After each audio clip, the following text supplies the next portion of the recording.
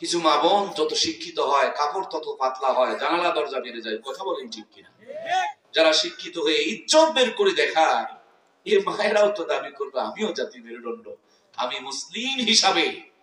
কাপড় ছিঁড়ে ইজ্জত দেখায়, কুত্তার মতন দাঁড়িয়ে প্রসাব করে, গরু চুরি করে, পকেট মারে, এই সমস্ত নোংরা শিক্ষাকে জাতির মেরুদণ্ড মেনে নিতে পারি? যে শিক্ষার মধ্যে আল্লাহ এবং রাসূলের হুকুম আর তরিকা আছে, সেটাই কেবল মুসলমানদের জন্য জাতির মেরুদণ্ড। কথা বলুন ঠিক কিনা? প্রাণের ভাইয়েরা আমার, প্রায় 8 বারের ধরে এলাকার মধ্যে এমপি হিসাবে যিনারা নেতৃত্ব দিয়ে আসতেছেন, মহতারাম দবিরুল ইসলাম এবং তিনার সন্তান মহোদয়েরা, আমি জানি এলাকার সম্বন্ধে আমার ধারণা রয়েছে। আমার ভাইয়েরা, এই জমিনকে স্বাধীন করা হয়েছে। স্বাধীনতার পর থেকে নিয়ে বঙ্গবন্ধু শেখ মুজিবুর রহমান, জিয়াউর রহমানের 7 চাচা সহ কতজন জীবন দিয়ে চলে গেল। 1 দল, 4 দল, 14 দল, ঐক্যজোট, মহাজোট, বিশ্বজোট, কত কিছু না তৈরি হলো। আমার ভাইয়েরা, এক সময় ছিল সাধারণ বাংলাদেশ, এরপরে হলো আধুনিক বাংলাদেশ, তারপরে হলো ডিজিটাল বাংলাদেশ, এখন নতুন করে মাননীয় প্রধানমন্ত্রী ঘোষণা হলো স্মার্ট বাংলাদেশ। প্রান্তীয় ভাইয়ের আমার, দিল দিয়া কথাগুলো বুঝবেন বন্ধুরা। এত উন্নতি, এত অগ্রগতি, তার একটাই মাত্র কারণ, এই জাতিকে আমরা শান্তিতে রাখতে চাই, এই জাতিকে আমরা শান্তি দিতে চাই, আমরা একটু নিজেরা শান্তিতে থাকতে চাই। তার জন্যই এত মহা পরিকল্পনার আয়োজন। কথা বলুন ঠিক কিনা?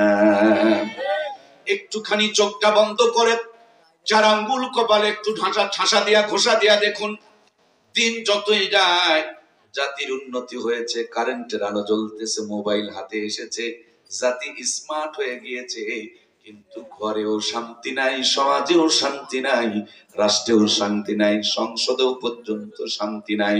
তার মানে আজ থেকে 50 বছর আগে ভাঙা ঘরে যখন মাসকালার ডালের তেলানি হতো, এক বাড়ির তেলানি যেন গোটা গ্রামটাকে মোহিত করে ফেলে দিত।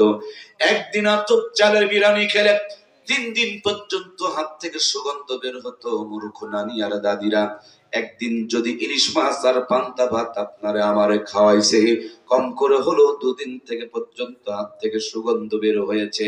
ওই নানি দাদিদের স্মৃতিচারণে পহেলা বৈশাখ উদযাপন করছি আমরা। 6 টাকার কেজি ইলিশের মাছ 6000 টাকা দিয়ে সাগর থেকে আমদানি করছি, বরফ দিয়ে প্যাকেটিং করে রাখতেছি, পাথর দিয়ে জমায়ে রাখতেছি, যাতে করে মাছের কোয়ালিটি নষ্ট না হয়ে যায়। ভাঙা ঘরগুলো বিল্ডিং বানিয়েছি, মূর্খ নানি দাদিদের নাতনিদের গায়ে পাশ দিয়ে পাশ, ডিগ্রি পাস, এমএ পাস করিয়েছি। নরমাল চুলা ভেঙে দিয়ে গ্যাসের চুলা ঢুকিয়েছি, সাধারণ মশলা বাতিল করে রাঁধুনি গুঁড়া মশলা ব্যবহার করেছি। এরপরে রকমারি কায়দায় ডিজিটাল বহু সুন্দর করে রান্নার পর খাবার সময় নাকে নিয়ে চেক করতে হয় ইলিশ না সিলভার কাপ। কথা বলুন ঠিক কিনা? আগে কি সুন্দর দিন কাটাইতাম আমরা, আগে কি সুন্দর দিন কাটাইতাম। ফজর যখন হইতো মজমা জান দিত, মধুরা জান শুনে বিছানা ছাড়িতাম আমরা, মধুরা জান শুনে ঘুম ছাড়িতাম। যতই থাকুক কাম আগে নামাজ পড়িতাম, হাজার থাকুক কাম আগে নামাজ পড়িতাম, নামাজ পড়িয়া কোরআন পড়িতাম আমরা, নামাজ পড়িয়া আল্লাহকে ডাকিতাম। আগে কি সুন্দর দিন কাটাইতাম আমরা, আগে কি সুন্দর দিন কাটাইতাম। জোরে বলুন মারহাবা। আমার প্রাণের ভাইয়েরা, সারমর্ম মূল কথা আপনাকে আমাকে বুঝতে হবে। দিন যতই যাচ্ছে জাতির উন্নতি হচ্ছে, কিন্তু জাতি যেন কোরআন সুন্নাত থেকে দূরে সরে চলে যাচ্ছে। কথা বলুন ঠিক কিনা? উন্নতি বহুত হয়েছে, ঘরের মধ্যে কোরআনুল কারীম আছে, কোরআনের উপরে 2 আঙ্গুল ময়লা জমে গিয়েছে, আর রিমোট টিপতে টিপতে রিমোটের বাটন ক্ষয় গিয়েছে। যারা যারা ঠিক বললেন না, এদের মুখে কি শয়তানি হিসু করে দিয়েছে নাকি? একটু কথা বলুন না রে ভাই। কোরআনের উপরে 2 আঙ্গুল ময়লা, আর রিমোট টিপতে টিপতে রিমোটের বাটন ক্ষয় ফেলে দিতেছি। কোন অধিকারে নিজেকে মুসলমান দাবি করি? এটা লজ্জাস্কর একটা ব্যাপার। কথা বলুন ঠিক কিনা? আমার কলিজার টুকরা দরদের ভাইরা, আজ থেকে মাত্র 20 বছর আগে আমার দেশে যখন কিরণমালা, কটকটি আর পাখি ঢুকে নাই, আমার দেশে যখন গ্রামীণ ব্যাংক ঠেঙ্গামারা সবুজ সংঘ আর আশা কিস্তি নিয়ে টাকা ঢোকে নাই, সে সময়কার কথাগুলো বলছি। রাত যখন 8টা বেজে যেত, জায়নামাজ বিছায়া আঁচল তুলে ধরে চোখের পানি ছেড়ে দিয়া মায়েরা, বোনেরা, খালারা, চাচিরা দোয়া করতো, রব্বানা যালামনা। আহ, কি মজা, কি শান্তি, কি তৃপ্তি, আর কি মজার ঘুম ওই ঘরের মধ্যে পারা যেত। কথা বলুন ঠিক কিনা? এই 20 বছরের ব্যবধানে জায়নামাজ বিদায় করে সোফা সেট আমদানি করেছি আমরা। মূর্খ নানি দাদিদের নাতনিদেরকে স্মার্ট বানিয়ে ফেলে দিয়েছি আমরা। ঘরের থেকে তসবিহ বিদায় করে দিয়া রিমোট টিপতে টিপতে রিমোটের বাটনকে ক্ষয় দিয়েছি আমরা। হিন্দুরা মন্দির থেকে উলু উলু ধ্বনি দেয়, আর মুসলমানের ঘর থেকে সাপনায় হয়। শুধু নামই মুসলমান, ভিতরে সব হিন্দু মার্কা চরিত্র। কথা বলুন ঠিক কিনা? মুসলিম মোরা ঘুমিয়ে পড়েছি, বিবেকে ঝুলছে তালা, রক্ত মোদের শিথিল হয়েছে, পাপে অন্তর কালা। সামনেতে মোরা এগিয়েছি যত, পিছনে পড়েছি তত, সংখ্যাতেই শুধু বেড়ে চলেছি, গরু ছাগলের মতো। ইমান ইমান করো রে মানুষ, ইমান কি এতই সোজা? মুসলমান হয়ে কেউ কি কোনদিন বহে শয়তানের বোঝা? জাগো মুজাহিদ, ভেঙে দাও নিদ, গাও ইসলামের গান। তাগুতেরা আজ করেছে জোর, করতে মুসলিম অপমান। কথা বলুন ঠিক কিনা? এই জন্য প্রিয় ভাইয়ের আমার, ফিরে আসতে হবে কোরআনের কাছে। আমার নবী এই দুনিয়াতে আসার পর তাকায় দেখেন সব দিকে অন্ধকারে ছেয়ে গিয়েছে। নিজের জীবিত মেয়েকে বাবা নিজের হাতে মরুভূমিতে পুঁতে রেখে দিতেছে, নিজের শরীর থেকে পোশাক খুলে আল্লাহর ঘরকে ন্যাংটা হয়ে তোয়াব করতেছে। যুক্তি তারা দিয়েছে, বলে এই পোশাক পরে মদ খেয়েছি, জেনা করেছে, পাপ করেছি, এই পোশাক পরে আল্লাহর পবিত্র ঘরকে তোয়াব করা যায় না। বলুন তো ভাই, অপরাধ যদি আমি করি তাহলে দোষটা কি আমার কাপড়ের? কিন্তু জাহেল গুলো নিজেরা অপরাধ করে পোশাকের ঘরে দোষ চাপায়া দিয়া ন্যাংটা হয়ে আল্লাহর ঘরকে তারা তোয়াব করতে শুরু করে দিল। বাইতুল্লাহর ভিতরে মূর্তি ঢুকায়া দিল। দুনিয়ার ভিতরে এমন কোন অন্যায়, অন্যাচার, পাপ আর পাপাচার, জঘন্য কাজ ছিল না, মক্কার মানুষেরা করতো না। তার জন্য তাদেরকে জাহেল বলা হতো, মূর্খ বলা হতো, অন্ধকার বলা হতো, বর্বর বলা হতো। মানে পৃথিবীর জমিনে সবচেয়ে নিচু পজিশনে তারা চলে গিয়েছিল। ওই নিচু মানুষগুলোকে উঁচু করার জন্য আল্লাহ তাআলা 2টা নিয়ামত দান করেছিলেন। কয়টা? এক নম্বর নিয়ামতের নাম মুহাম্মাদুর রাসূলুল্লাহ সাল্লাল্লাহু আলাইহি ওয়াসাল্লাম। আমার নবী দুনিয়াতে আসলেন একদিন 2 দিন নয়, 40 বছর ধরে এই মানুষগুলোকে আলোকিত বানানোর জন্য, দামি বানানোর জন্য, সভ্য বানানোর জন্য, ভদ্র বানানোর জন্য কত প্ল্যান আর পরিকল্পনা শুরু করে দিলেন। হিলফুল ফুজুল তৈরি করলেন, নানান পদক্ষেপ অবলম্বন করলেন, কিন্তু রেজাল্ট তৈরি হলো না।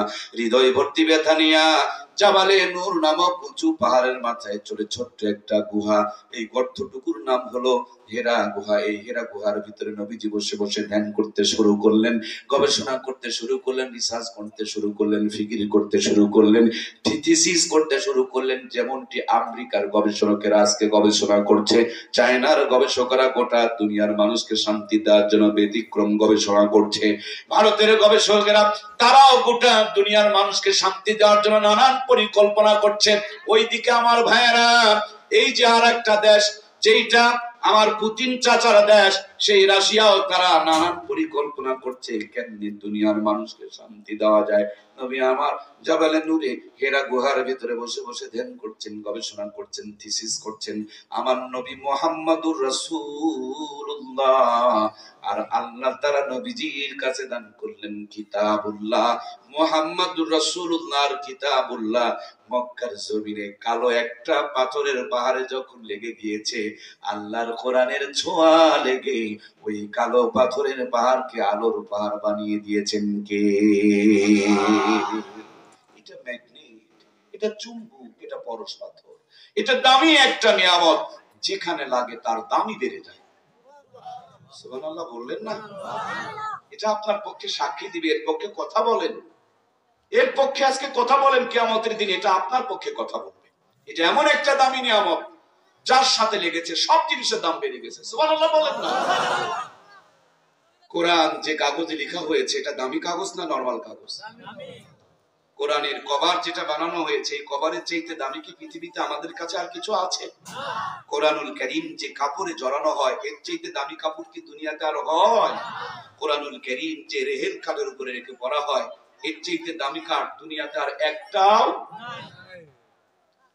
এই কোরআনুল কারীম যেই পাহাড়ে নাজিল হয়েছে জাবালে নূর সেটাও দামি, যে ফেরেশতা নিয়ে এসেছেন তিনিও দামি, যে নবীর উপরে নাজিল হয়েছে সেই নবীও দামি। সামনের যে মাস তার নাম রমজান, আর রমজান মুবারক দামি কারণ ওই মাসে নাজিল হয়েছে কি? রমজান মাসে একটা রাত আছে লাইলাতুল কদরি খায়রুম মিন আলফি শাহর, এক রাতের মর্যাদা 1000 রাতের চাইতে বেশি। ওই 1000 রাতের চাইতে বেশি মর্যাদাওয়ালা রাত, কারণ ওই রাতের নাজিল হয়েছে কি? এই কোরআনুল কারীম যেখানে যেমনি যার সাথে যতটুকু ছোঁয়া লেগেছে প্রত্যেকটা জিনিসের সম্মান মর্যাদা ইজ্জতকে আমার আল্লাহ তাআলা বাড়িয়ে দিয়েছে।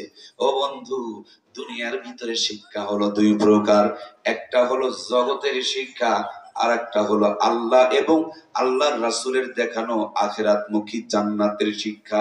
এই দুনিয়ার ভিতরে ট্রেনের বিভিন্ন গাড়ি আছে, ট্রেন আছে, পিছনের ইঞ্জিনে পিছনের বগিতে যদি ঢোকেন ভিতরে সামনে চলে যেতে পারবেন।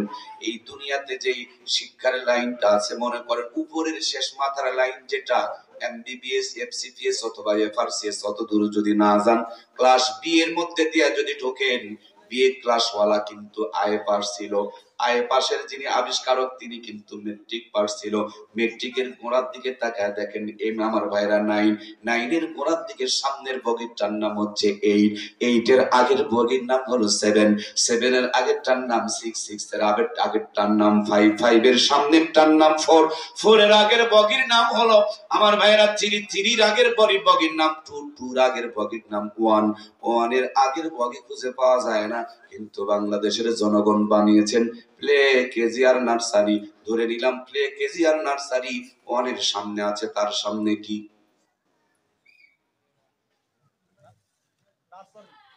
প্লে কেজি নার্সারি সামনে, তার আগে কি? জি ভাই, শিক্ষিত ভাইয়েরা, প্লে কেজি নার্সারি তার আগে কি? ট্রেনের পিছনের বগি, সামনে তো একটা ইঞ্জিন আছে না, কি বলেন? তো সামনের ইঞ্জিনটা কি? ও, সেজন্যই তো পরে আগডুম বাগডুম ঘোড়াডুম। আগডুম মানে এক গোল, বাগডুম মানে আর এক গোল, ঘোড়াডুম মানে ত্রিফল গোল।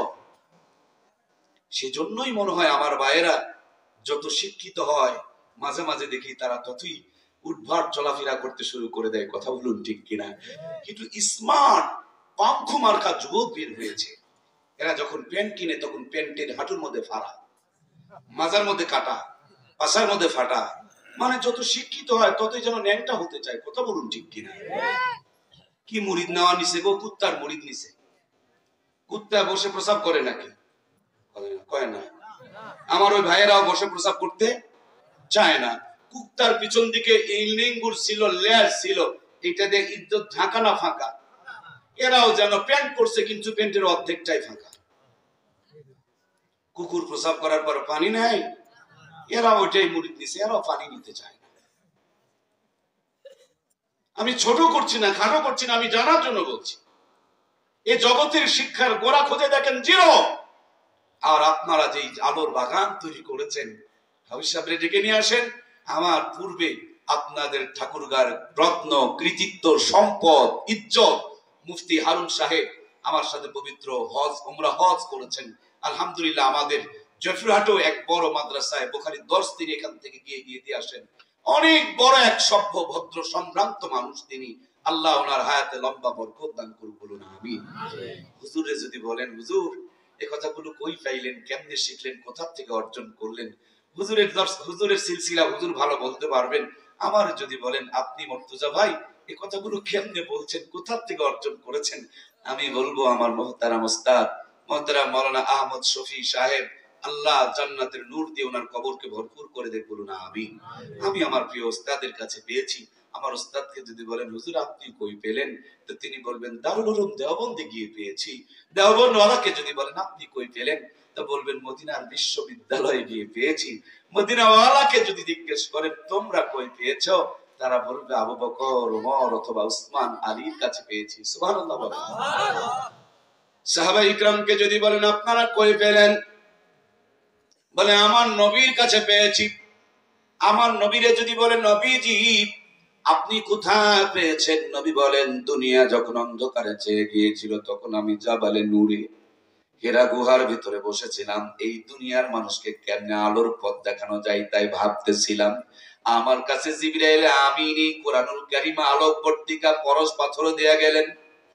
জিবরিল আমিনকে যদি বলেন আপনি কই পেলেন, আল্লাহর পয়গম্বর জিবরিলকে আল্লাহর পয়গম্বরের কাছে জিবরিল পৌঁছাইছিলেন। জিবরিলকে যদি বলেন আপনি কই পেলেন, জিবরিল আমিন বলেন রব্বুল ইজ্জাত ওয়াল জালাল ওয়াল কারাম, যার কিতাব যার বাণী আর যার কথা সে আল্লাহ আমার কাছে দিয়েছেন, আমি নবীর কাছে দিয়েছি, নবী সাহাবীর কাছে দিয়েছেন, সাহাবী তাবের কাছে দিয়েছেন, তাবি তাবে আবেতা তাবে তাবির কাছে দিয়েছে, তাবে তাবি মদিনার বিশ্ববিদ্যালয় দিয়েছে, মদিনার বিশ্ববিদ্যালয় ওয়ালারা দারুল উলুম দেওবন্দে দিয়েছে, দেওবন্দওয়ালারা হাটহাজারী দিয়েছে, হাটহাজারীওয়ালারা আমার ভাইয়েরা এই জ্ঞানের আলোটা আমার বাংলাদেশের ঢাকার রাজধানীর প্রতিষ্ঠানগুলোতে দিয়েছে, রাজধানীর প্রতিষ্ঠান উত্তরবঙ্গকে আলোকিত করেছে, ঠাকুরগাঁওয়ালাকে দিয়েছে, ঠাকুরগাঁওয়ালাকে আপনাদের ডাবরিওয়ালাকে দিয়েছে। তার মানে এক মাথার মধ্যে আপনাদের ডাবরির প্রতিষ্ঠান আর এক মাথার মধ্যে ভিতর দিয়ে আমার আল্লাহ তাআলার আরশ আজিম ভেদ করে আল্লাহ পর্যন্ত পৌঁছে গেছে। এই জন্য নবীজি টুপিওয়ালা ছিল, এই প্রতিষ্ঠানের ধারক বাহকরা তারাও টুপিওয়ালা। নবীজি দাড়িওয়ালা ছিলেন, এই প্রতিষ্ঠানের ধারক বাহক খাদেম তারাও দাড়িওয়ালা। নবীজি নামাজি ছিলেন, তারাও নামাজওয়ালা। নবীজি যেই চরিত্রের ছিলেন সেই চরিত্রকে তারা অনুসরণ করার জন্য চেষ্টা করে। এজন্য বন্ধুরে ঠাকুরগাঁতে গিয়া যদি ট্রেনে চড়ে বসো, এই ট্রেনটা যেমন তোমার আমারে ঢাকায় পৌঁছায়া দিবে, এই জামানার মানুষগুলোকে জান্নাতে নিয়ে যাওয়ার জন্য এগুলো হলো জান্নাতের এক একটা করে বগি। এই জান্নাতের বগির সাথে যদি জীবনকে সম্পৃক্ত করে রাখতে পারেন, এই জান্নাতের বগিটাও আপনারা আমার জান্নাত পর্যন্ত পৌঁছায়া দিবে। সম্মানিত প্রাণপ্রিয় দরদের ভাইয়েরা আমার, এজন্য মুসলমান এখানে যত মানুষ বসা, আমি গত পরশুদিন মাহফিল করেছি সেই যশোর জেলা যশোর দক্ষিণ অঞ্চল এলাকা, প্রচন্ড গরম, গা ঘেমে যায়। আজকে ঠাকুরগাঁ এসে দেখি ঠান্ডা ঠান্ডা অনুভব হয়। আমার ঠাকুরগাঁর ভাইয়েরা আপনারা আমার চাইতে ভালো জানেন, সবার গায়ে শীতের পোশাক পরে এসেছেন। কেন শীতের পোশাক পরে এসেছেন রে বন্ধু? বলে ঠান্ডা লাগতে দেওয়া যাবে না, ঠান্ডা লাগলে নিউমোনিয়া হবে। নিজেও শীতের পোশাক পরেছেন, ছেলেকেও পরাইছেন, নাতিকেও পরাইছেন, বাপ মাকেও পরাইছেন। কেন? ঠান্ডা লাগতে দেওয়া যাবে না। শীতের পোশাক যদি ঠান্ডা থেকে বাঁচায় দেয়, এই কোরআনুল কারীমটা তেমনি ভাবে প্রত্যেকটা মানুষকে জাহান্নাম থেকে বাঁচায় দেয়। আল্লাহু আকবার। শীতের পোশাক ঠান্ডা থেকে বাঁচায়, আর কোরআনুল কারীম জাহান্নাম থেকে বাঁচায়। তুমি নিজে শীতের পোশাক পরেছ, ছেলেকে পরিয়েছ, নাতিকেও পরিয়েছ, বাপকেও পরিয়েছ, মাকেও পরিয়েছ, কিন্তু বুকে হাত দিয়ে বলো তো তোমার পরিবারের কতজনকে কোরআন পড়াইছো? আজ আসামি ধরা পড়ে গেছে। ঠান্ডার ভয় আছে, জাহান্নামের ভয় নাই।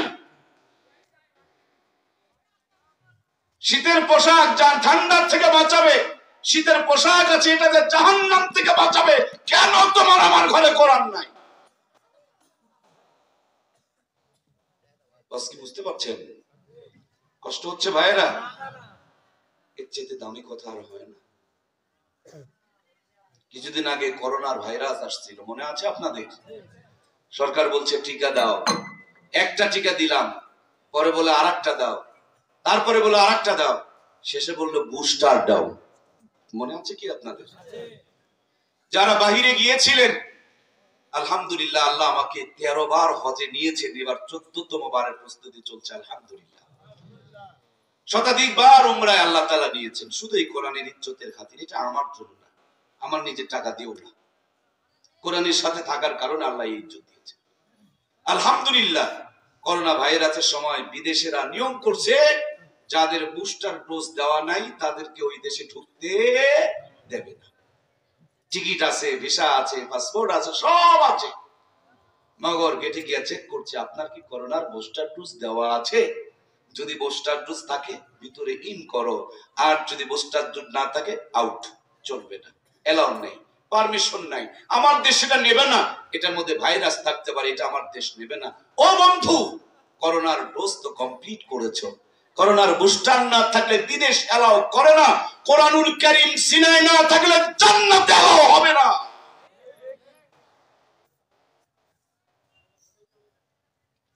সব মানুষের ভিতরে করোনার ডোজ দেওয়া আছে, কিন্তু সবার ভিতরে তো কোরআন দেওয়া নাই। সবার শীতের কাপড় আছে, কেন সবার কোরআন শিক্ষা হয় নাই? আপনার ছেলে যদি আমার ভাইয়েরা তিনটা ছেলে হয়, তিনটা ছেলের মধ্যে একটাকে শীতের পোশাক পরাইলে পারে, বাকি দুইটা কি ঠান্ডা থেকে মুক্তি পায়? তাহলে তিনটাকেই শীতের পোশাক পরিয়েছেন। ছেলে আপনার তিনটা, একটাকে দিলেন মাদ্রাসায়, বাকি দুইটাকে দিলেন না কেন? শীতের পোশাক তিনটারই লাগে, জাহান্নাম থেকে বাঁচার জন্য তিনটার কোরআন শিক্ষা লাগে না? কোথায় পেলেন আপনি? কষ্ট হচ্ছে কি ময়না রে? আমি অনেক দূর থেকে এসেছি, হুজুর বড় স্বপ্ন নিয়ে আশা নিয়ে এসেছে, জীবনে বহু ওয়াজ শুনেছেন, আজকে দুটা ভালো কথা শুনে যান, জীবনটা ধন্য হয়ে যাবে, জান্নাতের মেহমান হয়ে যেতে পারবো। আল্লাহ কবুল করুক, বলুন আমিন। আমার প্রাণের ভাইয়েরা, আমার দরদের ভাইয়েরা, আমার কলিজার টুকরা ভাইয়েরা, এই কোরআন আজকেও যাদের কাছে আছে দুনিয়াতে, আল্লাহ তাদেরকেই এই দুনিয়াতে এখনো সবচেয়ে বেশি সুখে রেখেছেন। সুবহানাল্লাহ বলেন। এত কিছু জানার পর আপনি আপনার সন্তানকে কেন মাদ্রাসায় দিচ্ছেন না? যতগুলো কারণে আপনি আপনার সন্তানকে মাদ্রাসায় না দিয়েছেন, তার মধ্যে অন্যতম কারণ হলো মাদ্রাসায় পড়লে ভালো চাকরি পাবে। অনেকের ধারণা মাদ্রাসায় পড়লে মনে হয় ভাত পাবে না, কিন্তু বাংলাদেশের লেটেস্ট গবেষণা, এই বাংলাদেশে যত মানুষ, যত সন্তান, যত ছাত্র ছাত্রী ভাই বোনরা ভালো রেজাল্ট করেছে, গবেষণা করে নাস্তিকেরা বের করেছে, এদের 80% গোড়ার সম্পর্ক আল্লাহর কোরআনের সাথে। সুবহানাল্লাহ হয়নি? জোরে বলেন সুবহানাল্লাহ। এই জন্যই তারা কোরআনের বিরুদ্ধে ষড়যন্ত্র শুরু করে দিয়েছে, কারণ যাদের কলিজার ভিতরে কোরআন থাকে এরা কোনোদিন নিশার বোতলে মুখ লাগাইতে পারে গাছতলায় বাসতলায় অন্য মেয়ের চরিত্র নষ্ট করার জন্য বড় ক্রিয়া চেরাবে বিচারে লিপ্ত হতে পারে। এজন্য তারা লেখাপড়া করে, এরাই শ্রেষ্ঠত্ব অর্জন করেছে, ভালো রেজাল্ট তৈরি করেছে। জন্য নাস্তিকদের মাথা খারাপ, ওদের মাথা যত খারাপ হয়ে বেশি বাড়তেছে, কোরআনের প্রতি জাতির আকর্ষণ তত বেড়ে যাচ্ছে। কথা বলুন ঠিক কিনা? এখন আমাদের বইয়ের মধ্যে ঢুকে পড়ছে শরীফ থেকে শরীফা। কেন শাহজালালের জিন্দেগি ঢুকাইতে পারল না? শাহপুরানের জিন্দেগি ঢুকাইতে পারল না? ঢুকাইলা বইয়ের মধ্যে শরীফ থেকে শরীফার গল্প। আমার ভাইয়েরা, আপনারা একটা উদ্দেশ্য নিয়ে এসেছেন, আমি একটা উদ্দেশ্য নিয়ে এসেছি, তাহলে শরীফ থেকে শরীফার গল্পের মধ্যে উদ্দেশ্য আছে না নাই? উদ্দেশ্যটা হলো পুরুষেরও দাম আছে, মহিলারও দাম আছে, কিন্তু মাঝখানে তৃতীয় লিঙ্গ যেটা পুরুষও নয় মহিলাই নয়, তার নাম কি বলে? হিজরা যদি বানানো যায়, একবার মেয়ের সাথে মিশতে পারবে, আর একবার ছেলের সাথে মিশতে পারবে। মেয়েরা শার্ট প্যান্ট পরবে, ছেলেরা গিয়া পায়জামা কামিজ পরবে, মনে মনে ভাববে পুরুষ ছিলাম মহিলা হয়ে গেলাম, মহিলা হোস্টেলের মধ্যে গিয়া সিট নিবে। সে ছেলেরা মনে মনে ভাবলো যে আমি তো, মেয়েরা মনে মনে ভাবলো আমি পুরুষ হয়ে গেছি, তাইলে পুরুষ হয়ে হোস্টেলের মধ্যে গিয়া সে আশ্রয় নিবে। এটার স্বীকৃতি দিতে হবে, আর এইটা যদি করতে পারে জেনাডা বিচার ছড়িয়ে পড়বে। ওরা যেমন বাপ মার ঠিক ঠিকানা নাই, আমাদের বাপ মার পরিচয়টুকু মুছিয়ে দেওয়ার জন্য এই ষড়যন্ত্র চালু হয়ে গেছে। কথা বলুন ঠিক কিনা? অল্প কিছুদিন আগে আমরা শুনলাম মানুষ নাকি মানুষ ছিল না, মানুষ নাকি বানর ছিল। মাশাআল্লাহ, মানুষ নাকি বলে বানর ছিল। কি হয়েছে বানর? বলে বানর পরবর্তীতে মানুষ হয়ে গেছে। ভাই আপনাদের এলাকায় 2000 বছরে কয়টা বানর মানুষ হয়েছে? তাহলে কত কলকি গাঁজা খেয়ে এই কথাগুলো লেখে আপনি কি হিসাব করেছেন? মেয়াদ উৎকীর্ণ গাঁজা, অ্যাকুরেট কথা, এক্সপায়ার ডেট গাঁজা খাইছে, না হলে এই সমস্ত কথা লিখতে পারে না। এখন আবার কি হয়েছে বলে মুসলমানদের ধর্মীয় বইয়ের মধ্যে হিন্দুদের মূর্তির ছবি ঢুকে গেছে। কেমনে ঢুকলো বলে ভুল করে ঢুকে গেছে। আচ্ছা, ভুল করে ঢুকে গেছে, তাইলে আমাদের ধর্মীয় বইয়ে যদি তোমাদের মূর্তির ছবি ভুল করে ঢুকে যায়, একবার আমাদের মসজিদের মাদ্রাসার ছবিগুলো তোমাদের বইয়ে ঢুকাও না কেন ভাই? ঢুকেছে কি? বাংলা বইয়ের মধ্যে ভুল করে ইংরেজি ঢুকেছে, ইংরেজি বইয়ে ভুল করে অঙ্ক ঢুকেছে। ও, ওই দিকে ঢুকে না, এই দিকে ঢুকে, এই ভুলের মধ্যেও চক্রান্ত আছে না? না। সম্মানিত প্রাণের ভাইয়ের, আমার লেটেস্ট তথ্য বলছি। দক্ষিণ অঞ্চলের মধ্যে নোয়াখালী নামক একটা জেলা আছে, বিশাল বড় স্কুল, সরকারি স্কুল, বড় বিল্ডিং, শিক্ষক আছে মগর পড়ার মতন ছাত্র। সুবহানাল্লাহ বলেন না? এরা চিন্তা করে তাইলে স্কুলের মধ্যে এখন মক্তব পড়াইতে হবে। সুবহানাল্লাহ বলবেন না? দেখেন, ওমাকারু ওমাকারাল্লাহ ওয়াল্লাহু খায়রুল মাকিরিন। আল্লাহ কত মক্কর জানি, ওরা কোরআনুল কারীমের আলোকে নিভায়া দিতে চাই, আল্লাহ ওদের বিল্ডিং ঘরে কোরআন পড়ার ব্যবস্থা করে দেয়। কথা বলুন ঠিক কিনা? এজন্য প্রিয় ভাইয়েরা আমার, যতগুলো কারণে আপনি আপনার সন্তানকে মাদ্রাসায় দিচ্ছেন না, আমার জানা মতো অন্যতম কারণ হলো মনে মনে ভেবেছেন মাদ্রাসায় পড়লে মনে হয় আপনার সন্তান ভাত পাবে না। আমি চ্যালেঞ্জ করে বলি, ভালো করে যদি মাদ্রাসায় পড়াইতে পারেন, ভাত খাওয়া লাগবে না, সারা জীবন বিরিয়ানি খাওয়ার দরজা খুলে দিবেন কে? বাংলাদেশের মধ্যে প্রখ্যাত এবং বিখ্যাত, নতুন করে নয়, পুরাতন ভাবে এই জেলাটার নাম প্রসিদ্ধ আছে, তার নাম হলো ঠাকুরগাঁ। এখন তো নতুন করে তিশার মুস্তাকের গুতাগুতিতে ঠাকুরগাঁর ইজ্জত পাংচার চলতেছে। কথা বলেন ঠিক কিনা? কি ধসনার ফেশন আসলো, বুড়ো বুড়ো মানুষগুলোর সাথে যুবতী মেয়েরা বিবাহ শাদী করেছে, মাশাআল্লাহ ভালো, কিন্তু ফেসবুকে ভাইরাল হওয়ার জন্য নানান অনুষ্ঠান চালু করে দিয়েছে। কথা বলুন ঠিক কিনা? সম্মানিত প্রিয় ভাইয়েরা আমার ঠাকুরগাঁর দরদের ভাইয়েরা, খুব দিল দিয়া মন দিয়া কথাগুলো বুঝবেন। পুরা ঠাকুরগাঁ জেলার মধ্যে থেকে দুইটা মানুষ খুঁজে বের করবেন। জীবনে সাপের খেলা দেখেছেন, বাঘের খেলা দেখেছেন, বানরের খেলা দেখেছেন, মাঝে মাঝে আমলিকের নেতারা হুঙ্কার দিয়া বলে খেলা হবে, বিএমপিরাও পাল্টা হুঙ্কার ধরে ওরাও বলে খেলা হবে। এখন খেলা হবে এই কথাটা ভাইরাল একটা কথা। কথা বলুন ঠিক কিনা? সবাই বলে খেলা হবে, শুনেননি আপনারা? তাহলে আপনারা একবার বলেন খেলা, সবাই বলেন খেলা, আরো জোরে বলেন কি হবে? কিসের খেলা হবে? সাপের খেলা নয়, বাঘের খেলা নয়, বানরের খেলা নয়, আওয়ামী লীগ আর বিএনপির খেলা নয়, পুরুষ আর মহিলার খেলা নয়, মেসি আর নেইমারের খেলা নয়, আর্জেন্টিনার ব্রাজিলের খেলা নয়। আমি আপনাদেরকে একটা খেলা দেখাতে চাই, এটা হলো জান্নাত আর জাহান্নামের খেলা।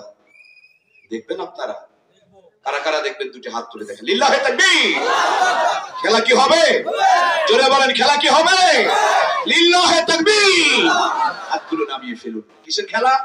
জান্নাত আর জাহান্নামের খেলা। খেলা কি চলবে? আমার প্রিয় ভাইয়েরা, এই জান্নাত আর জাহান্নামের খেলা দেখতে হলে প্লেয়ার লাগবে দুইটা। কয়টা? এক নাম্বার একটা প্লেয়ার আমাকে দেবেন, এই প্লেয়ারটা হতে হবে হালাল খোর। বর্তমানে হালাল খোরের বড় অভাব আছে। কথা বলুন ঠিক কিনা? গ্রামীণ ব্যাংকে বউ বন্ধক থুয়া খায়, হাজি সাহেব মানুষ, তসবিহ পড়ে, কিন্তু জমিনের মাঝখানে যখন কাজ করতে যায়, কোদাল যেখানেই চোট মারে সেখানেই পড়ে। আলের ধারে গেলে কোদালের মাথা খারাপ হয়ে যায়, মানুষের খালি আল ঠেলে বেড়ায়। এরকম মাথা খারাপ হলা কোদাল নিয়ে বেরিয়ে বেড়ায়, এরকম হাজি সাহেব মনে হয় ঠাকুরগাঁয়ে নাই। আমি হাজি সাহেবের দোষ দেই না, এটা কোদালের দোষ। কোদালের দোষ বাবা, এটা ডিজিটাল কোদাল। মন খারাপ করলেন নাকি? আমি আপনাদের বাঁচায় বাঁচায় কথা বলছি, কেন আপনাদের দোষ দেব অত দূর থেকে এসে? এটা কোদালের দোষ আর কামারের দোষ। মন খারাপ করলেন নাকি? 10 কাঠার জমি 12 কাঠা বানায় ফেলতে, মানে হাজিও হারাম খায় জমিনের আল থেকে। হজে যাওয়ার আগে মেয়েকে দাওয়াত দিয়া কি সুন্দর করে মাথায় হাত বুলায়, আর মেয়ের জন্য দোয়া করে বলে, মা আমি দোয়া করবো আল্লাহ যেন তোমার দুধে ভাতে খাওয়ায়।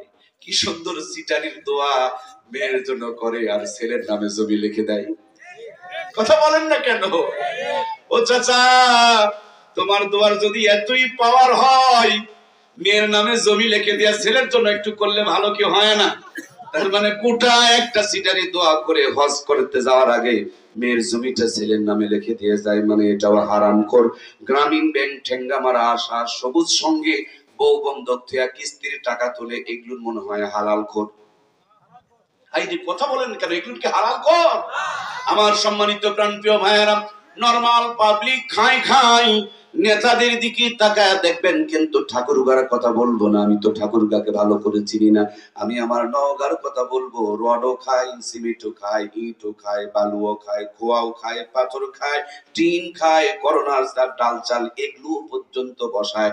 সরকারি যদি টয়লেট আসে, বাথরুম আসে, পায়খানা আসে, এই পায়খানারও কোনো সার।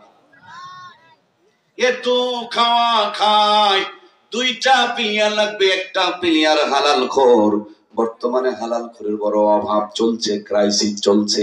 এটা ইমাম হোক, মুয়াজ্জিম হোক, রিকশা চালক হোক, ভ্যান চালক হোক, মাদ্রাসার মোদারেস হোক, আর শিক্ষক হোক, যেই হোক না কেন, ঘরটা ভাঙা হোক আর পাকা হোক, আর কুড়া হোক আর বেড়া হোক, যা হয় হোক, ওই ভাঙা ঘর, পাকা ঘর, বেড়া ঘর, কুড়া ঘর, শুধু খালি ঘরটা যেন হালাল খোরের হয়, সুন্নতলার হয়, নামাজির হয়, কোরআনওয়ালার হয়। ওই ঘরের মধ্যে একটা সিসি ক্যামেরা লাগায়া দাও, আর একটা হারামখোর খুঁজে খুঁজে বের করো। হারামখোর যত পাকা হবে, খেলা তত মজা হবে। হারামখোর যত বড় হবে, খেলা বোঝা তত সহজ হবে। যত বড় বড় হারামখোর, মাঝে মাঝে দেখবেন তাদের তত বড় বড় বিল্ডিং দেখানো যায়। ওই বড় বিল্ডিং এর ভিতরে আর একটা সিসি ক্যামেরা লাগান, আর এই হালাল করে ইমাম সাহেবের ভাঙা করে আর একটা সিসি ক্যামেরা লাগান। দুই ঘরে ক্যামেরা লাগায়া বড় একটা ময়দানের পর্দা টাঙান, দুই দিকে দুই ঘরের সংযোগ দিয়ে একটু বসে বসে তামাশা দেখেন। ইমাম সাহেবের ঘরে কিছুই নাই, তারপরও যেন জান্নাতের বাতাস বয়। কোরআনুল কারীমের থাকার কারণে, তেলাওয়াত করার কারণে, কোরআনের সম্পর্ক কায়েম করার কারণে ইমামের ঘরে কিছুই নাই, তারপর জান্নাতের বাতাস বয়। আর হারামখোরের ঘরে সব আছে শান্তি। আজকে বোঝা যাচ্ছে? ছোট্ট একটা গ্রামে ইমামতি করেন 30 দিন, 30 বাড়িতে, 30 রকম হাতে, 30 রকম স্বাদে। সুবহানাল্লাহ কয় না? গরিব মানুষের বাড়ি যদি হয়, এত মজা করে ডিমটা ভাজি করে রে বন্ধু, এক ডিম ভাজি দিয়েও 3 প্লেট পর্যন্ত বসানো যায়। সুবহানাল্লাহ বলে। আর যদি অবস্থা ভালো হয়, আমি জানি এই এলাকার মানুষ আলেমদেরকে বড় মহাব্বত করে। হাটের বারে যদি কারো বাড়িতে ইমামতির পালি পড়ে যায়, আমার ভাইয়েরা খুব খেয়াল করে দেখবেন, বাজারটা হাতের মধ্যে ধরায়া দিয়া বাজার করে নিয়ে এসেছে। ভাবি 15 আইটেমের তরকারি রান্না করেছে। ইমামও বড় চালাক মানুষ, চিন্তা করে আমি যদি একা একা গিয়া খেয়ে আসি, আমার বউটা পাতিল নিয়ে লটর পটর করবে। এজন্য তিনি টিফিন বক্স পাঠায় দেয়। আমার ভাইরা এক বাটির মধ্যে 4 আইটেম 5 আইটেমের তরকারি ঢুকায় দেয়। আল্লাহর বান্দা মনে করেছে বাজার থেকে বড় টিফিন বক্স কিনতে হবে। বাজারে গিয়ে জিজ্ঞেস করে, বড় কি কোনো টিফিন বক্স পাওয়া যায়? দোকানদার বলে এখন 12 তলা পর্যন্ত টিফিন বক্স বের হইছে।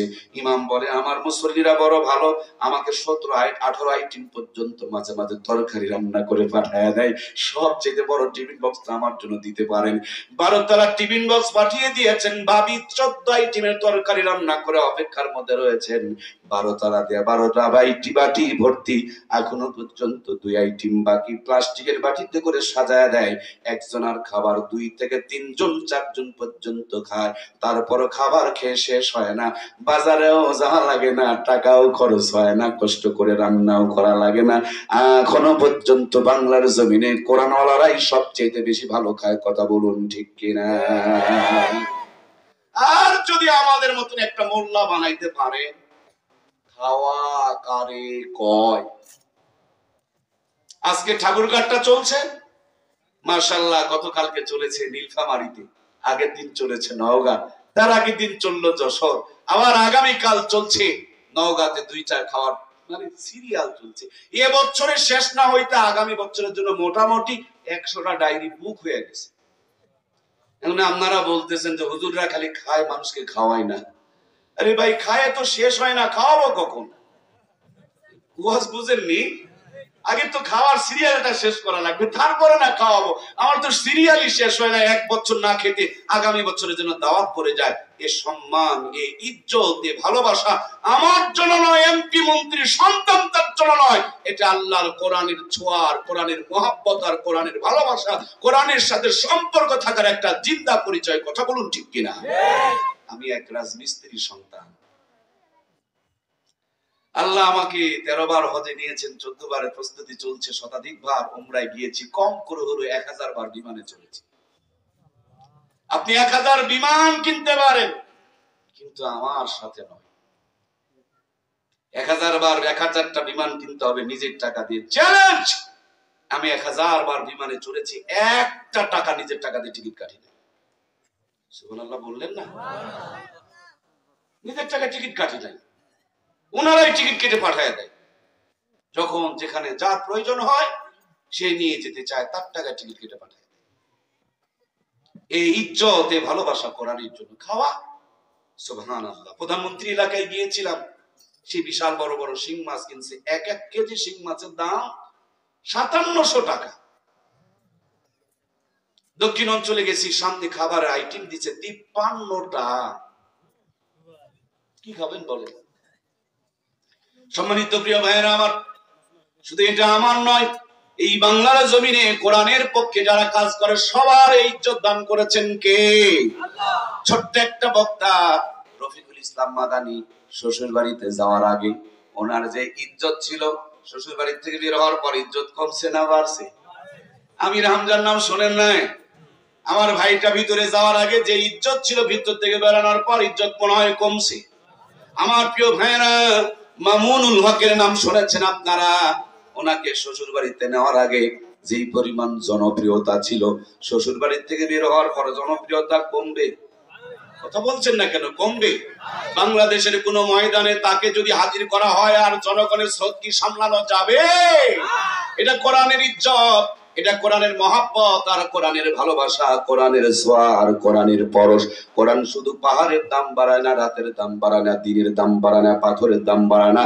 এই কোরআনুল কারীম যাদের সিনায় থাকে তাদেরও দাম বেড়ে যায়। জোরে বলুন ঠিক কিনা? পক্ষান্তরে হারাম করে দিকে তাকিয়ে দেখো, রাতের 9টায় 6 লাখ টাকা নিয়া লম্বা একটা আগরবাতি টানতে টানতে বাড়িতে যায়। আগরবাতি চেনেন তো? চেনেন না? আমার ভদ্রলোক ভাইরা খায়। এটা না খাইলে ভদ্রলোক খাওয়া যায়? গরু ছাগল পায়খানা করার সময় খায় না, আর আমার ভদ্রলোক ভাইদের পায়খানাতে না খাইলে পায়খানা ক্লিয়ার হয়? পায়খানায় বসে কষে মারে, টান উপরে সারে, ফুয়ার নিচে পরে গু। আবার সার দোকানে গিয়া কয় নামাজ না পড়লে কি হলো, ইমান ভালো আছে।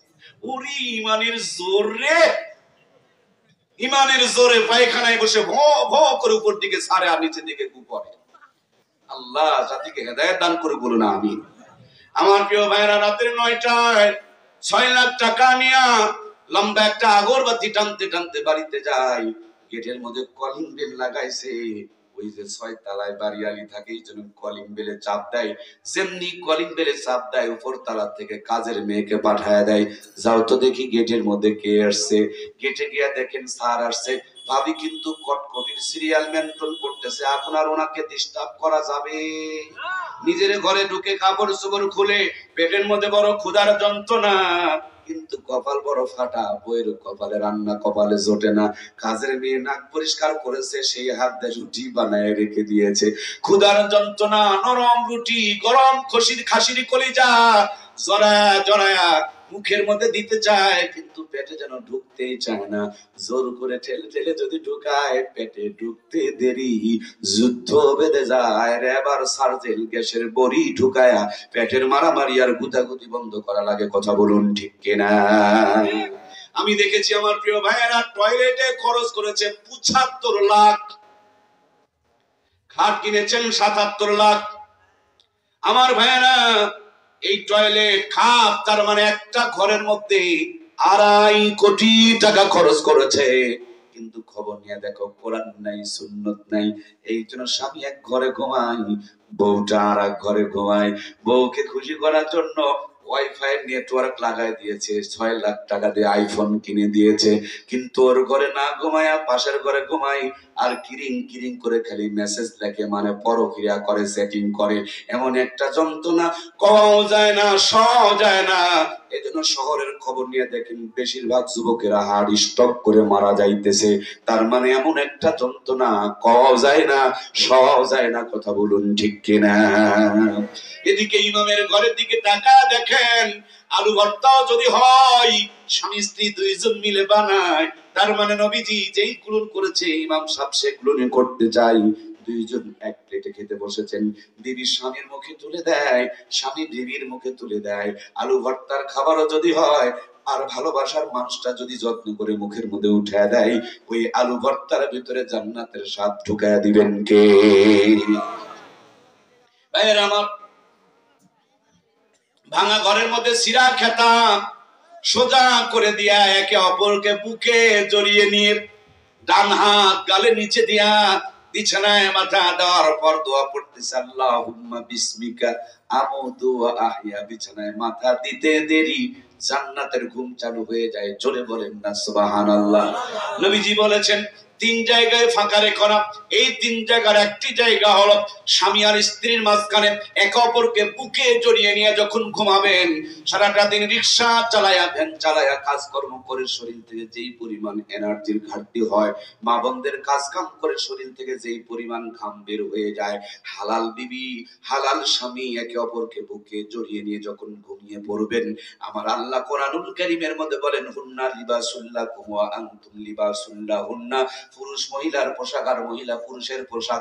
মুফাসসিররা ব্যাখ্যা করতে গিয়ে আধুনিক বিজ্ঞান প্রমাণ করেছেন একে অপরের চার্জার আল্লাহ তাআলা বানিয়ে দিয়েছেন। একে অপরকে বুকে জড়িয়ে নিয়ে যখন ঘুমিয়ে পড়বে, পশমে পশমে এমন এক কুদরতের চার্জার সেটিং করে দিয়েছেন আমার আল্লাহ, সারা দিনের ঘাটতি পূরণ করে আগামী দিনের চলার মতন চার্জ শরীরে পয়দা হয়ে যাবে। আমার আজকের আধুনিক স্বাস্থ্য বিজ্ঞান পরিষ্কার করে বলে দিয়েছেন, কেউ যদি ডান কাত হয়ে ঘুমায়, মানুষের বাম দিকে হাত থাকে, হাতটা সুন্দর করে পাঁচ করতে পারে, রক্তের সার্কুলেশন বেড়ে যায়। নবীর সুন্নত তরিকায় হালাল বিবিকে বুকে জড়িয়ে নিয়ে ঘুমাবেন, ডান হাত ডান কাত হয়ে ঘুমাবেন, হাত ভালো থাকবে, শরীরের এনার্জি বেড়ে যাবে। বাইরে যাওয়ার আগে হালাল বিবিকে বুকে জড়িয়ে ধরে বাড়ির থেকে বের হবেন, বরকত হবে, রহমত হবে, সগীরা গুনাহগুলো মাফ হবে, হার্টবিট ভালো থাকবে, শরীরটা ঠান্ডা থাকবে, মস্তিষ্ক ঠান্ডা থাকবে। এই কুদরতের চার্জার আপনার আমার জন্য দান করেছেন তিনি কে? সম্মানিত প্রাণপ্রিয় ভাইয়েরা আমার, এই জন্য পরিষ্কার কথা, মুসলমান শান্তির জন্য পাগল পারা দিশাহারা হয়ে কোনো লাভ নাই। আজ থেকে মাত্র 50 বছর আগে আমার বাংলার জমিনে যখন আধুনিকতা, অত্যাধুনিকতা, ডিজিটাল যুক্তি আর প্রযুক্তি ছিল না, শুধু কোরআন সুন্নাহ ছিল, তখন ভাঙা ঘরের মধ্যে রহমত আর বরকত, শান্তি ছিল।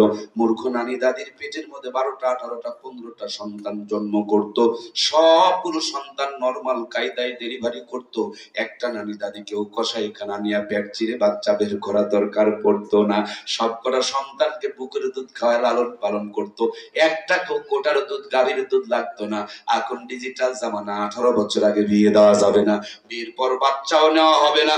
25-30 বছরে বাচ্চা নিতে চায়, আগের থেকে ঠাকুরগার কোন একটা গাইনি ডাক্তারের সাথে যোগাযোগ রেখে দেয়, যেমনি পেটে বাচ্চা এসেছে ইসিজি এক্সরে আল্ট্রাসাউন্ড শুরু হয়ে গেল।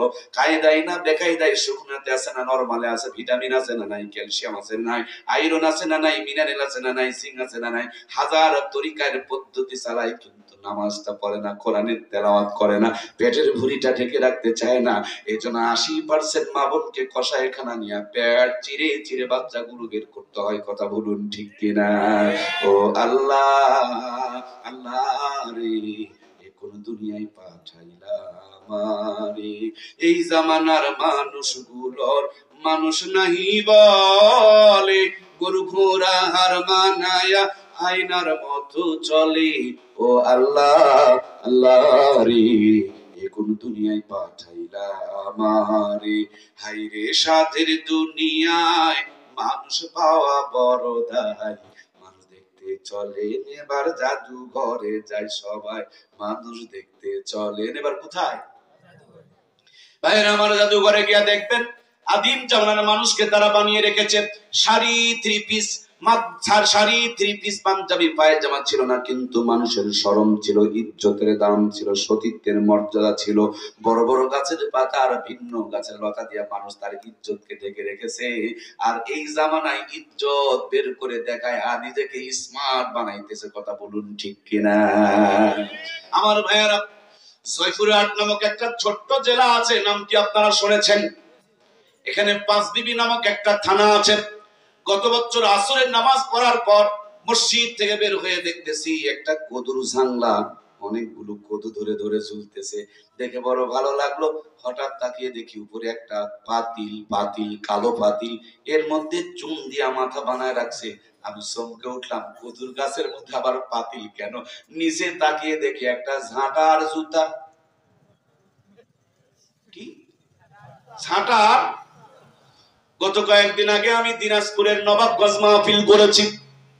মাহফিলের কাছে এসে দেখতেছি এক ইজি পাওয়ারের নিচে একটা সিরা জুতা ঝুলতেছে।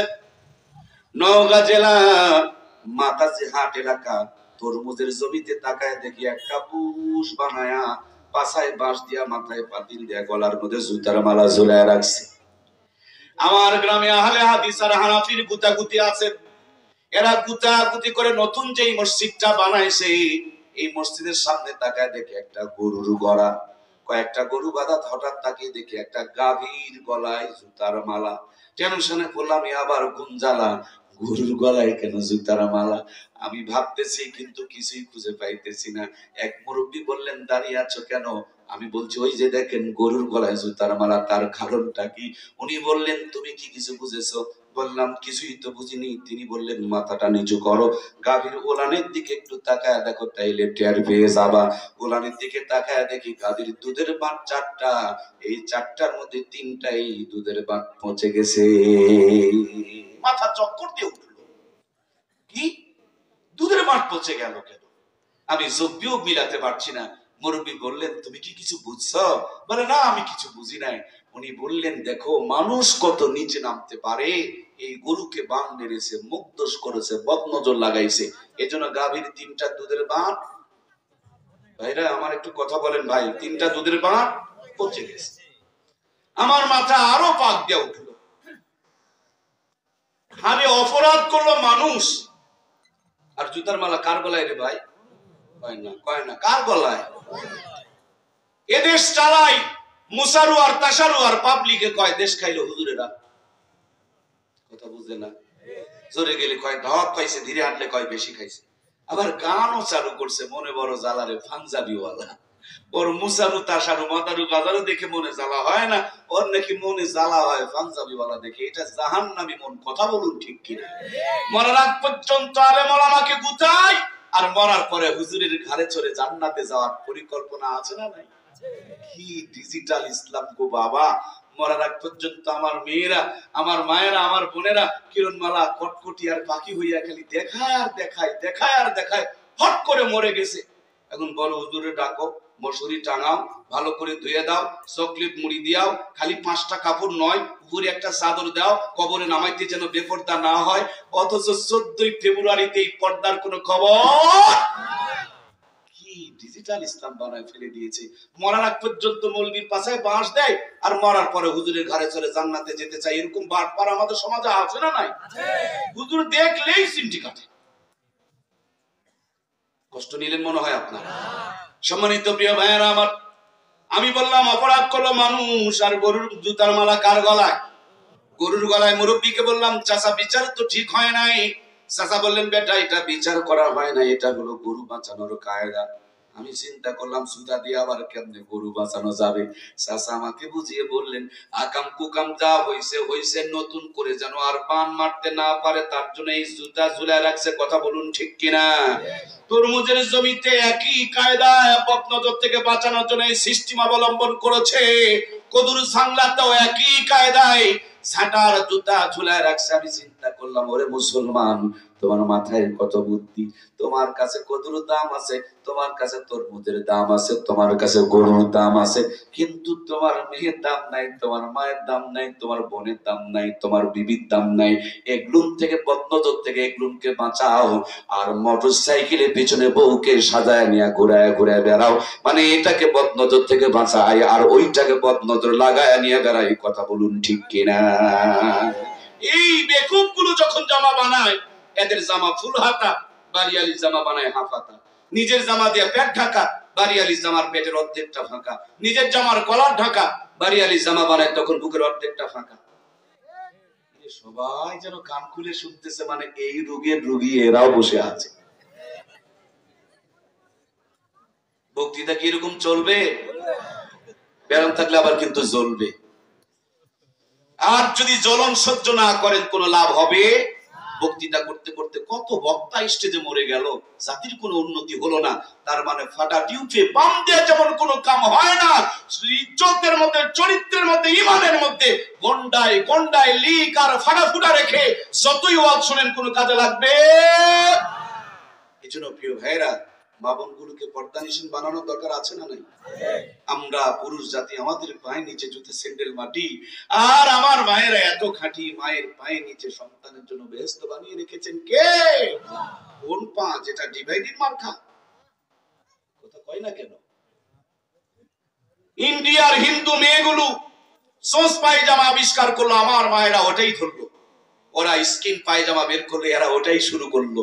ওরা আবার কিছুদিন পরে নতুন করে একটা পায়জামা বের করছে, একটার ভিতরে 18-20 জন ঢুকতে পারে। নামটা কি গো? প্লাজো। এক পায়জামার ভিতরে 18-20 জন ঢুকতে পারে। মুসলমানের মেয়েরা ওটাই শুরু করে দিল। মরার আগ পর্যন্ত কিরণমালার কটকটি পাখির চরিত্র যদি বাস্তবায়ন করি, মরার পরে রাবিয়ায়ে বসরিয়ায়ে বাঙালিয়া সাজিয়া আল্লাহকে ধোঁকা দিয়া ফেরেশতাকে বোকা বানিয়ে জান্নাত পাওয়া যাবে? আপনার আমার এই থানার নাম কি? হরিপুর থানায় 2 জন আসামি ধরা পড়েছে। একটা ভুল স্বীকার করেছে, পুলিশ চালান করে দিয়েছে। আর একটা চোর শুধু না, এ বাটপার, এ বলছে আমি প্রধানমন্ত্রীর বড় ভাই লাগে। পুলিশের তো মাথা খারাপ, কি রে প্রধানমন্ত্রী বড় ভাই? কিন্তু পুলিশ তো একবার মাথার দিকে তাকায়, আর একবার পাঁচার দিকে তাকায়, আর একবার জুতার দিকে তাকায়। নেতার একটা নেতামি ভাব আছে না নাই? কিন্তু নেতামির সাথে এর কোন চেহারার মিল তাকায় দেখে মুস কাঁচা খেতে খেতে লাল, চোখ খালের ভিতরে ঢুকে গেছে, মাথায় জ্বর ধরে গেছে, পাশার গোস্ত শুকায় প্যান্ট খুলে চলে যাচ্ছে, পা ফাটা। পুলিশে কয় বেটা তুই প্রধানমন্ত্রী বড় ভাই, চল আগে থানায় চল। থানায় নিয়ে যাওয়ার পর চোখে একটা গামছা বান্ধন দিয়া, হাত দুটোকে পিছনে নিয়ে, 1.5 হাত একখান লাঠি নিয়ে কেবল ঠেঙের গিরায় মাত্র ঠস ঠাস করে 2-4টা দিছে। এ সব যেন ভরভর করে বলে দিতে শুরু করে দিয়েছে। ও ময়না, ময়না, ও ময়না, বাংলাদেশের পুলিশ ঠেঙের গিরায় বসান দিয়ে সব তথ্য বের করতে পারে। তুমি জমির আল ঠেলো, এটা বের করতে পারবে না। তুমি মিথ্যা কথা বলো, সেটা বের করতে পারবে না। তুমি ইজ্জত বের করে দেখাও, এটা বের করতে পারবে না। তুমি ইসলামের 12টা বাজিয়ে দিতে, আলেমদের বিরুদ্ধে ষড়যন্ত্র করতে, এইটা আল্লাহর ফেরেশতারা খুঁজে পারবে না। এই সিটারি আর বাটপারি চিন্তা মাথায় ঢোকে কি করে? কথা বলেন ঠিক কিনা? ওয়াজ না ওয়াশ? নো ওয়াজ, এটা ওয়াশ, ভাইরাস ওয়াশ। আল্লাহ আমাদের বোঝার তৌফিক দান করুক, বলুন আমিন। সম্মানিত প্রিয় ভাইয়েরা আমার, এজন্য আমার দরদের ভাইয়েরা, আমার দরদের মায়েরা, একটাই হলো মূল কথা, এই কোরআন যদি মাথার মধ্যে থাকে আমাদেরকে সব গুনাহ থেকে কোরআনুল কারীম বাঁচায়া দিবে। কথা বলুন ঠিক কিনা? কোরআন থাকলে মুখে বিড়ি লাগাইতে গেলেই ধাক্কা লাগবে। কোরআন থাকলে মিথ্যা কথা বলতে গেলে জিহ্বার পলট ঘুরতে বড় কষ্ট হবে। কোরআন বিবেকের মধ্যে থাকলে, মাথায় থাকলে হারামের লোকমা মুখে উঠতে চাইবে না। এজন্য কোরআনুল কারীম আমাদের সিনায় নিতে হবে। ও বন্ধু, যেই মাটির উপরে বসে আছেন, এই মাটি যদি রাস্তায় দেন ধুলা হয়ে যাবে, পানিতে দিলে কাদা হয়ে যাবে।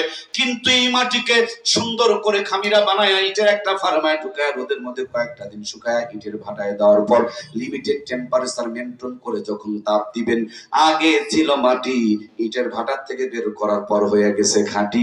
আগে পানিতে ফেলে দিলে গলে যায়, ইটের ভাটার থেকে বের করার পর ইটগুলো কি পানিতে ফেলে দিলে গলে যায় না, শক্ত হয়? একই মাটি আগে গলে যায়, পরে শক্ত হয়।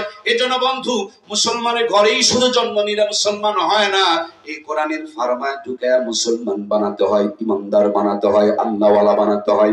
এখান থেকে যদি ইমানদার বানানো হয়, ইমানদার বানানোর পর ইমানদার ডাক্তার হবে, বাটপারি করবে না। ইমানদার মাস্টার হবে, চিটারি করবে না। ইমানদার ইঞ্জিনিয়ার হবে, রড চুরি করবে না। যদি ইমানদার না বানায়া ডাক্তার বানাও, ডাক্তার বাটপার হয়ে যেতে পারে।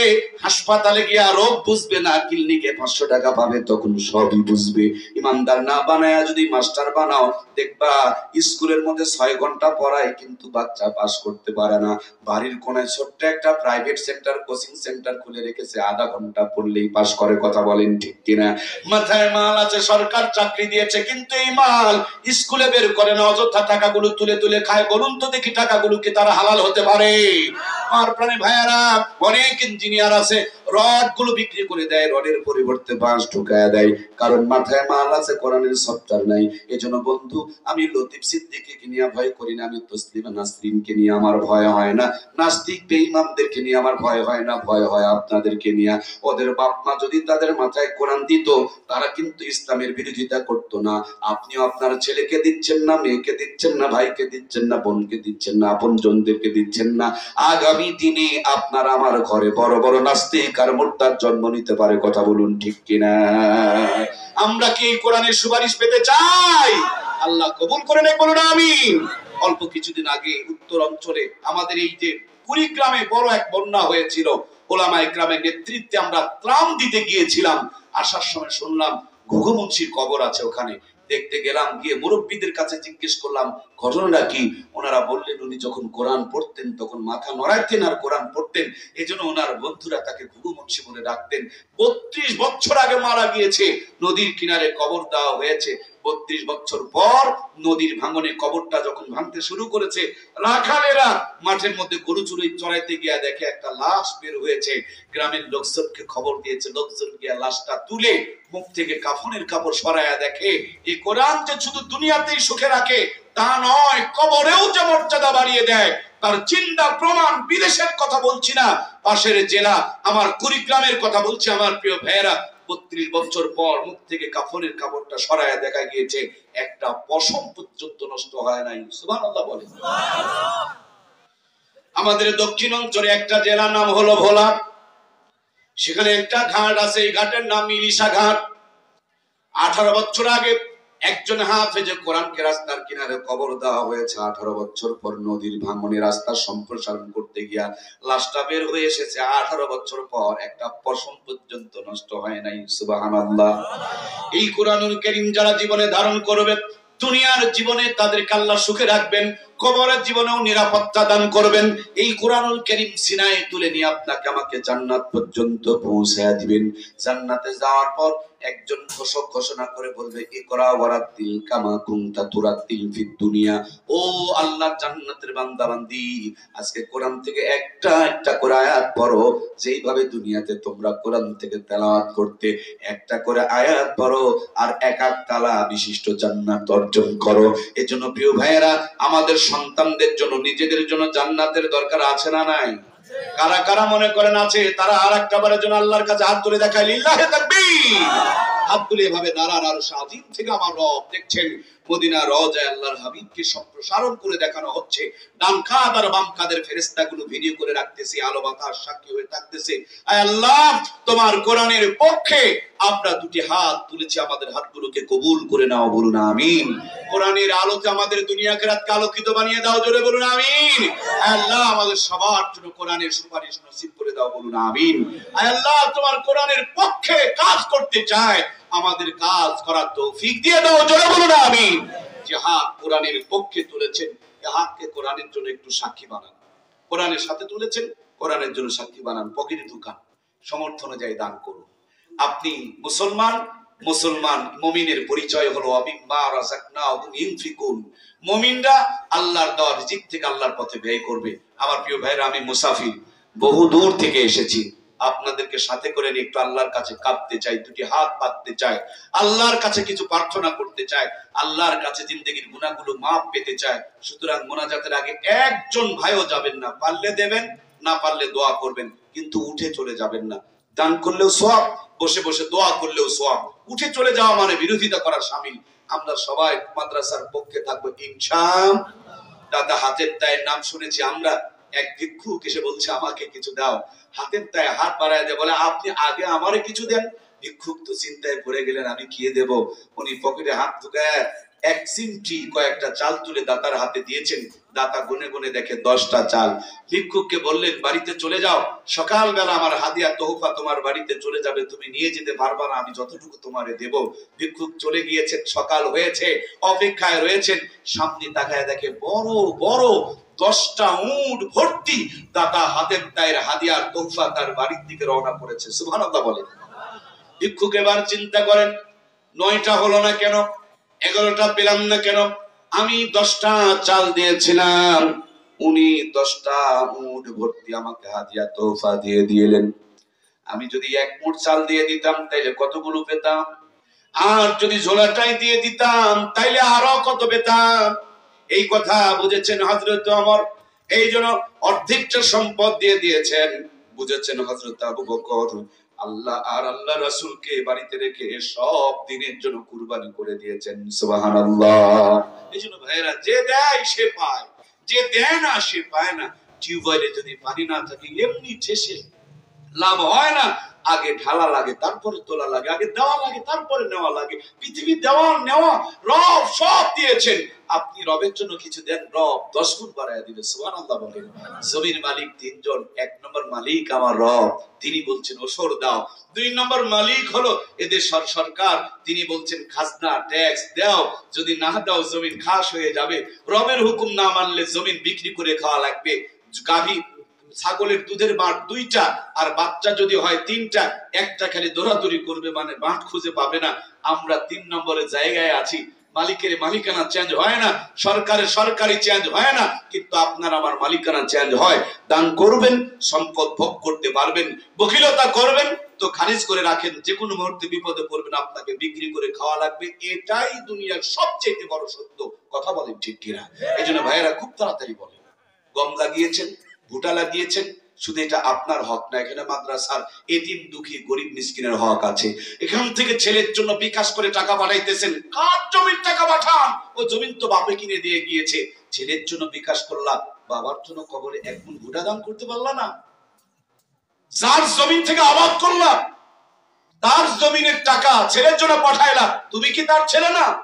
বিকাশ ওয়ালা তোমার বেটার মোবাইলে টাকা পাঠিয়ে দিবে, এই মাদ্রাসায় দান করবেন, অন্ধকার কবরে সওয়াব মুছায়া দিবে কে? এজন্য ভাই খুব তাড়াতাড়ি বলেন। আমার মায়েরা, আমার মমতাময়ী বোনেরা, আমার কলিজার টুকরা আম্মা জানেরা, ইসলামের জন্য আপনাদের দান অনেক গুরুত্বপূর্ণ। প্রিয় মায়েরা, আপনারা অংশগ্রহণ করবেন। এখানে অনেকের মা বাবা শুয়ে আছেন, এর বৃহৎ এলাকা জুড়ে এটা গোরস্থান। আমার সম্মানিত প্রিয় ভাইয়েরা মায়েরা, সবাই মা বাবার জন্য দান করবো। মাশাআল্লাহ। এটা কার জন্য ভাইয়া? কয়েকজন মিলে বাবা মার জন্য দান করেছেন। আল্লাহ আমার ভাইদের দান কবুল করেন। মাদ্রাসার 2য় তলার ছাদের জন্য সিমেন্টের দরকার, একটু কালেকশন করবেন। আমার ভাইয়েরা, মাদ্রাসার 2য় তলার সিমেন্টের কাজ চলতেছে, সিমেন্ট লাগবে। আমরা যতই দরিদ্র হই, আমরা কিন্তু একটা বস্তা সিমেন্ট দিয়ে যেতে পারবো। এই মাদ্রাসা যারা তৈরি করেছেন অনেকেই কবরে চলে গেছে, কিন্তু মাদ্রাসা আছে না নাই? আছে না নাই?